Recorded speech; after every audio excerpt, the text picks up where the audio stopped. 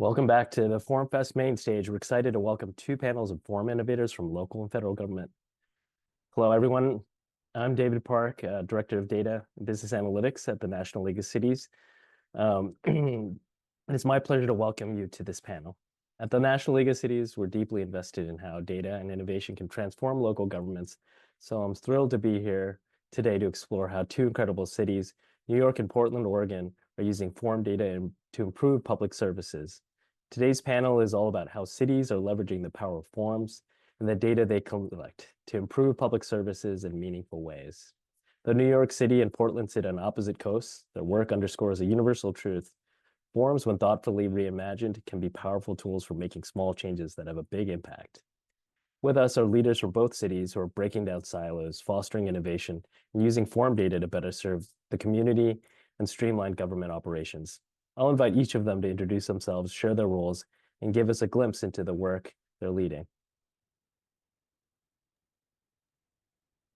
Thank you. I can start. I'm Josh Gregor. I'm a continuous improvement coordinator for PDX 311, and I serve as the product manager for a citywide effort that's seeking to migrate a mountain of web forms and work with stakeholders citywide to improve business processes that support the submissions we get online. I've worked for the city of Portland for almost 12 years, and I've been able to make an impact on processes and new initiatives throughout my time here. My core area of interest and focus has always lied in technology, and specifically how access to local government information and services is best achieved at the intersection of customer service and digital service. And I'll pass it to Greg. Hi, everyone. I'm Greg Clapp, technical architect for the new digital services program at the city of Portland.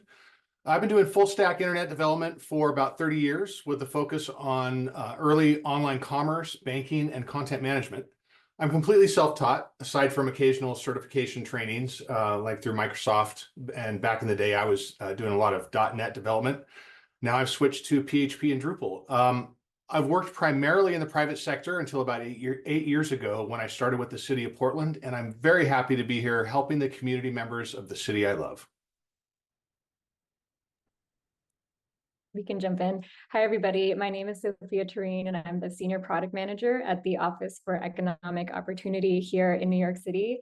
Our office creates strategies and performs research to advance social mobility for our fellow New Yorkers. My team in particular, we're really focused on using tech to expand access to the most critical public services and programs we have in the city. So we have two main products. We have Access NYC, which is used by over 2 million New Yorkers every year to connect to benefits. And then we have the New York City Benefits Platform, which we'll talk a little bit about today. On a personal note, I really love coming to these kinds of events. I find that it's really nice to speak a common language about problems that are being tackled from different angles. And it's often a very similar set of problems, but we're kind of taking it in different contexts. So thanks so much for having me, and excited to be in conversation. Thanks, everyone. Hi, my name is Sourabh Chakraborty, and I'm a software engineer at the New York City Mayor's Office for Economic Opportunity. As Sophia said, we work on creating digital products that help improve social mobility and alleviate poverty.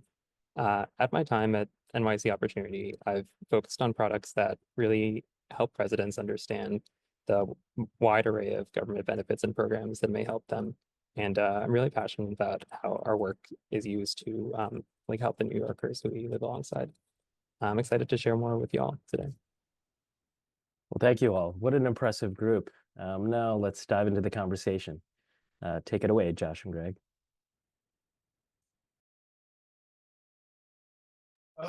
So what was the first question? We want to talk a little bit about the work and how the approach is breaking down silos, streamlining processes, and ultimately improving service delivery for our community. So a little bit of background. Portland's form story started getting interesting about 8 years ago with the development of the new portland.gov website, and we used the open source Drupal platform. The program manager for Portland's e-government program, Rick Nixon, my boss, was able to secure the services of a consultant, Josh Mitchell, to serve as the technical architect and product owner for the project, and to kind of get us all started on Drupal development. We'd never done it before. Josh came up with a vision statement for the project. We were building a community-oriented website where services are easy to find, easy to access, and And to be honest, that statement described everything that the old site wasn't, because it had been built to mimic the city's internal structure. Every bureau had its own subsite. Now, that might seem logical at first, but what it meant was community members had to understand the city structure to know how to find the services they needed, because they were embedded in each bureau's site. So hence, the need to develop this site where things are easier to find. It's still a work in progress, because honestly, it's been hard to not think in terms of those silos when the whole organization is still structured that way. But, as I say, any good digital project is always a work in progress. So in 2018, we began a 5-year project to rethink and rebuild the entire Portland website. By a stroke of luck and good timing, the City Council had also just approved a plan to create a citywide centralized customer service program. And this is where Josh and the PDX 311 program come into the picture. And I was lucky enough to be a part of PDX 311 since its inception. Myself and my colleagues, John Dutt and Michelle Kunick North, worked over a short time with a big group of stakeholders citywide who helped us develop a vision and an implementation plan that would seek to have PDX 311 play a huge role in ensuring community members could access local government information and services, regardless of language, ability, or resources. And Greg is right here. Luck and timing is the best way to put it. Our vision was perfectly in line with their vision, and we were immediately and fully bought into what the eGov team was trying to accomplish on Portland.gov. Straight away for us, it was how can we help? As it happened at the time, the one giant kind of puzzle piece left to figure out to fully leave that old website behind was the perfect fit for us to collaborate on. And that was a project that would replace a long-standing in-house built tool that most of the city services use to put forward their public-facing intake forms. And I'll pass it back to Greg, who can tell you some of the details and philosophy we held as we moved from that old system to our new suite of tools. Yeah, so that tool lasted in the city for nearly 20 years. At the time, it revolutionized the way the city operated. It was both a request and intake system. And on the back end, it was a rudimentary queuing, customer service, and work order system. But it was showing its age and not evolving well with advances in web technologies. So we chose the open source Drupal platform, where we were able to overcome a lot of deficiencies with the old system using the web forms module. And right out of the box, that supported mobile devices and had solid ADA accessibility. It automatically had the look and feel of the new Portland website. It gave us the ability to create multiple form experiences like single page, multi-step wizards, internal forms versus public forms. It let us provide consistent standardized fields across the forms, standardized legal disclaimers, optional demographics collection, and data, so much data. The Drupal platform lets us shoot data into any system with an API, internally or third party. And right now we're collecting a lot of that data in a third party CRM system, customer management system, and using that as our system of record. So I'm going to share my screen and pull up an example of how we're able to help community members find the services they need. And while I do that, I'm going to let Josh talk a little bit about this. So in terms of features that break down silos, what Greg is going to show is a multi-purpose form that is intended to help folks navigate the nuances of reporting different types of trash-related issues in the Portland area. And in it, we've utilized conditional logic to either provide the correct resource for the resolving entity or a quick link to the appropriate web form if that happens to be a City of Portland entity. In some of our other forms, we use more complex conditional logic to not only make those determinations to the correct entity, but also route those submissions to the correct groups, even with the ability to duplicate submissions for separate groups who may have overlapping responsibilities and to push those into 2 different systems. So in this report trash form, if you're a community member, you might be looking to report a really common trash issue in the city. A trash issue that's resolved by a different group just based on the type of property that it's on. You may have a trash issue that has the slightest variance of responsibility just based on what type of road it's on, whether that's owned by the city, the county, or the state. And so what we've tried to do here is provide those resources very quickly for folks to click or to have that phone number to call or always there on the side of the page to reach out to 311 if they need more support. It could also be, and Greg, I'm going to have you navigate over to the report issue with the city-owned trash can form and talk through some of the other ways we're streamlining our conditional and routing processes with the location widget that you developed. All right, yeah. So one of the most useful features is this custom location widget. It's basically a leaflet map that pulls in some APIs from our corporate GIS program. And this widget lets users select their location either by searching for an address or by clicking on the map. And with a single click, we can collect a lot of data because of the APIs that this is connected to. So in this case, we want to report trash. So I'm going to zoom in on the downtown Portland area. And here we're able to put in a layer of assets. These are all the publicly serviced trash cans. And if you click on one, you can see when the collection times are. So we're trying to reduce some duplication of reports. So say you get to a trash can and you see it's overflowing, but you see that it's the collection times are Tuesday and Thursday, you know that it might be overflowing because collection is the next day. We also have the ability to show previous reports. So here's one that was recently resolved. And this kind of helps, like I said, it cuts down on duplication. This system also lets us detect a lot of information just based on a click. So when you click on the map, we get the latitude and longitude. We can collect tax lot IDs and pass that along to the downstream stakeholders. We can get a lot of information about the location just based on this one click by the user. And we're continuing to explore more ways to build new features into this map to help streamline processes on the back end and make things easier for community members. That's right. This all started with a pilot. We have achieved some major wins. We are continuing to build on our successes with our web forms. But the result of this work is a comprehensive and modular suite of digital and customer service technologies that are addressing each step in engaging with our city. It's still a work in progress. There's still a lot more to do, but we are extremely proud of where we are. Well, thanks, Josh and Greg. Now let's turn to the New York team. Sophia and Sourabh, your team has developed tools for service providers to leverage existing form data to screen for additional benefits people may qualify for. This approach can help turn forms into gateways to multiple services. What have you learned about designing this process so it works for both government agencies and community members? Yeah, I'll kick us off. So what we're trying to do here in New York City is use data from an existing form to help screen for additional benefits. So let's say you are a resident of New York City and you have just filled out a form for a single service. Maybe it's cash assistance or childcare assistance. Now imagine that single form can help connect you to additional benefits that you may qualify for. So it could be SNAP, it could be WIC, internet assistance, any kind of program. So that's really the vision that we're trying to achieve. There's different ways to achieve that, and lots of, I know, cities and states are doing this in different ways. Our team in New York City, we're really focused on, one, creating an experience that is informed for residents, so they really understand what it means to get screened for additional benefits.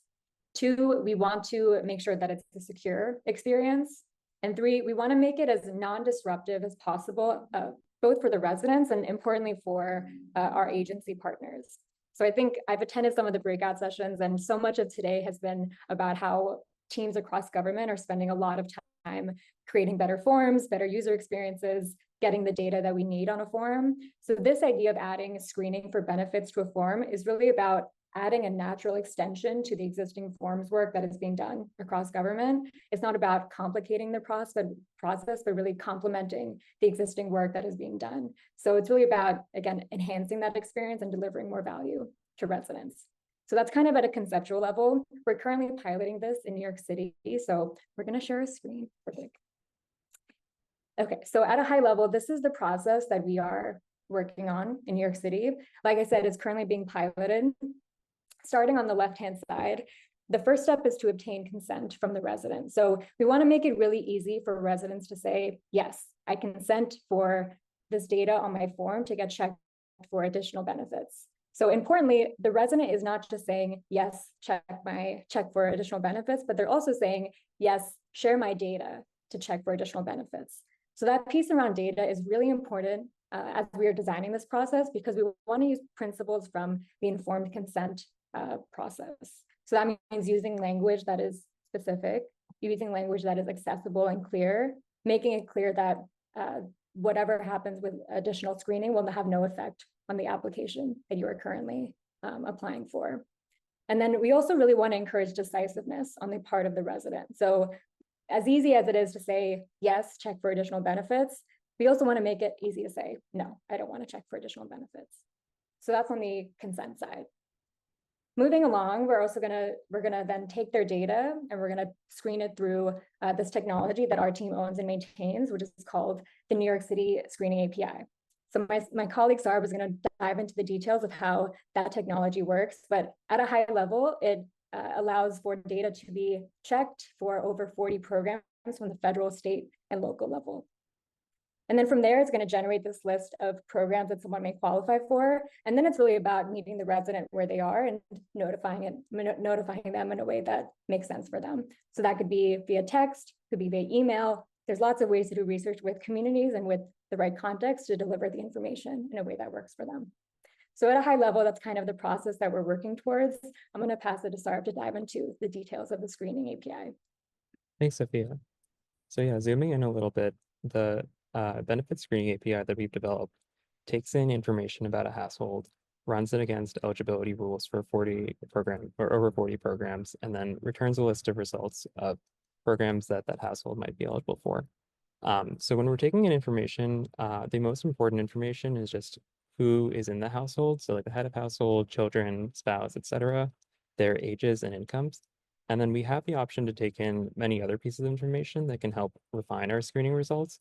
But since different forms take in different information from their users, all of those other elements are optional. So we want to make it flexible so that a wide variety of other government agencies can use our product. And importantly, we don't take in personally identifiable information. So the agencies that we work with care a lot about being responsible stewards of the residents' data that they work with. So they don't want to worry about if someone's name or address gets leaked out, and it's not possible because they're not sending that in the first place. And that way it makes it easier for us to kind of set up an agreement with those agencies to integrate our screening API in the first place. Once we have that information, we run it against our eligibility rules that we have maintained as code and within the screening API. So we work a lot with our partner agencies who actually administer these benefits and programs, and we talk to them from time to time to understand if any changes have been made to their eligibility rules. So for example, a lot of programs are means tested, and those income thresholds tend to change from year to year. So whenever those income thresholds do change, we update that in our code. And then lastly, once those rules have been run, we are able to generate a list of screening results. So for example, this sample household may be eligible for SNAP, subsidized housing, career centers, and other programs that could help them. And this list of results can then be returned to the source system. And like Sophia said, we meet residents where they are. So it might be displayed on their portal, it might be emailed to them, it might be given to a caseworker who would be the best person to communicate that information. And now I'm going to dive into a demo of our screening API. So one way that people can use our screening API is through our website, where we have a bulk submission form. So here I've created a sample file that has 3 example households with case IDs 1, 2, and 3. And as you can see, these households vary a little bit. People's ages are different. The amount of money the household has on hand is different. And different people have different types of incomes and amounts of incomes. And we can take this information and pass it into our screening API on our website. So here on our screening API docs website, this is where we have our documentation for our screening API. And here we have our bulk submission form, where you can upload this data. And in addition, you can specify which programs you want to screen for. So although we screen for over 40 programs, today I'm really interested in these 3 programs. And these 3 codes correspond to cache assistance, WIC, and home energy assistance, or light heat. So once I click the submit button, it runs against our eligibility rules on the backend using the screening API. And then I get a list of responses. So here is the corresponding case IDs, and we can see the programs that they're potentially eligible for. So for example, this first household is potentially eligible for home energy assistance, the second household for cash assistance, and the third household for both home energy assistance and WIC. And we can then use this information and inform our users and help them get the help they need. Well, thanks, Sourabh, Sophia. As we've heard, both cities are rethinking how they use forms to enhance services. What would you tell yourself if you were starting from scratch? I guess this is to both sets of panelists here. Should we, Portland will start this one, I guess. Starting from scratch. Well, so I have to admit, I got caught up. We're talking about breaking down silos and in local government. And I admit I got caught up in my own silo trap. When I started building that location widget and some of the other form features, I did it without consulting with some of our internal partners. So it ended up resulting in a considerable amount of rework after having conversations and realizing that there were some best practices that I wasn't taking into consideration, or other aspects. So if I were starting from scratch, I would tell myself to make sure to talk to our internal partners early and external partners and have a conversation before getting into the solution space. Contrary-wise, I tell myself not to worry so much about getting it perfect the first time. Perfect is the enemy of good. The most important thing is to just start making incremental improvements that make people's lives better. And then you improve it as you go based on real feedback and real data you're collecting. Josh, what about you? I'm not sure if starting from scratch means like starting all over and I get like one piece of sage advice to whisper back through time, or if like I know what I know now and I start tomorrow. But to be honest, I think the constant between when we started and now is the sheer amount of change that the city as an organization has been and honestly will be navigating. And the work that Greg and I's team is and will be doing is no small part of that. Our work represents more than just a shift in systems and processes. It's truly about redefining how our local government connects with its community, how we present, how we collect, how we manage, and how we share information. It is not a small task, and there's a lot of weight and resistance at the center of a tectonic shift like this. So I think the thing that I would tell myself, and what I should probably remind myself of all the time, is that meaningful change always meets resistance, and just to push through it. You're in the right place, you're doing the right work, you're on an incredibly talented, capable, fun team doing cool stuff that truly matters. What about the team in New York? What do you guys think? I can go first. So one thing I liked about what Josh said early on was the importance of luck and timing. So I think that at a given time, there are a lot of potential projects that could be done that, potentially would help residents. And as we were working with other agencies, every agency has its own set of priorities. Like there's a lot of what ends up happening is due to like a convergence of many factors. So for example, like what executives are interested in or what their priorities are, the like nature and the organization of different teams across agencies, et cetera. And what that means is that I think that we have to be prepared to kind of do unexpected work and, partner with the agencies that at this moment are kind of in a good spot to integrate our screening API, while also reliably executing on our core capabilities. So in this case, making sure that we keep all our eligibility rules up to date and that our screening API always works when people need it to, but also providing things like technical assistance and like other sorts of assistance to get a project over the line. Yeah, I'll just add a little bit more that from the product manager perspective, I'm very lucky that I get to work with a very talented team of engineers, so they can kind of get into the details of the technical needs. From the non-technical perspective, I think a reminder for myself is always that things can take longer than expected, and especially in my role, I often have to think about what's my sphere of influence on whatever problem I'm tackling. So, you know, what I do have control over, I can push hard on those. And I think I would also remind myself at the start of the project that for this kind of work, it's really a mix of project and product management. So it's all about advancing a project forward and responding to asks, while also always asking the why behind the asks, and making sure that we're centering the needs of our New Yorkers that we are working for. Sage advice. What's been the most surprising impact of using form data to improve services for community members? And feel free to chime in, any one of you.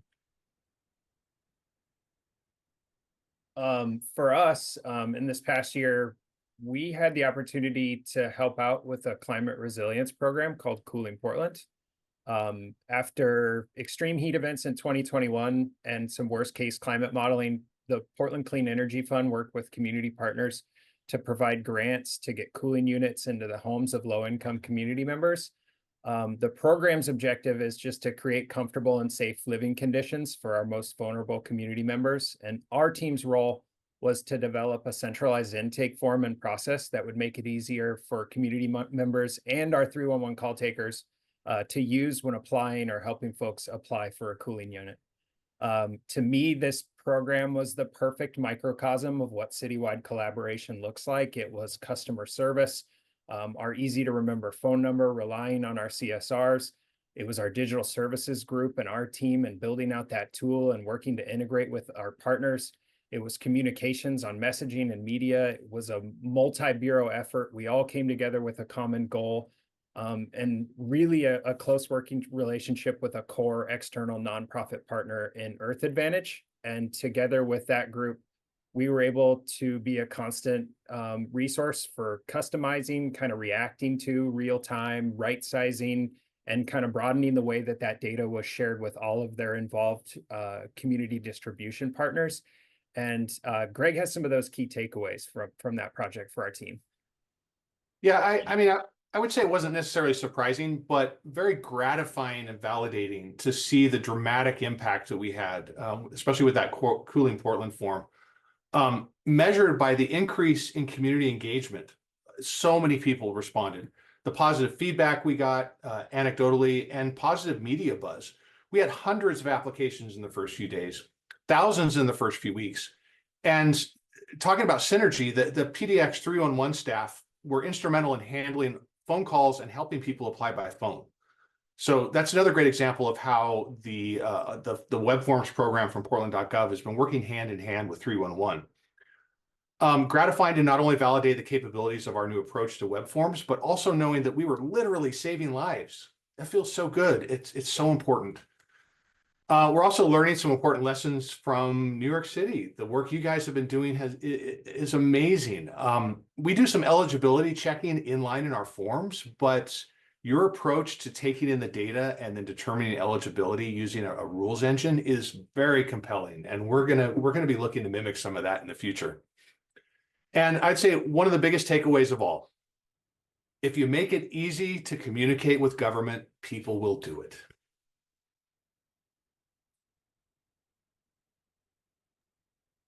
What say you in New York? That was a really and a powerful set of experiences. So I really got to and I just hear about what you all have done.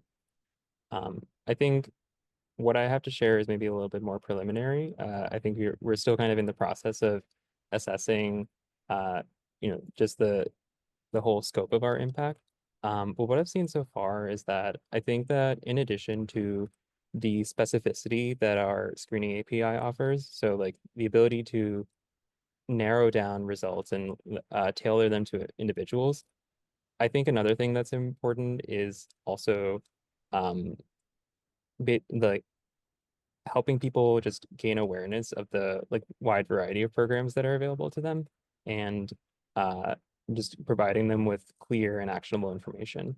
So what we found is that sometimes, people, although they might be getting tailored results, they still gravitate towards certain results that are universal or programs that, are available to everyone because we've provided them with, a compelling message for why this actually might be useful to them, and they might have not known that before.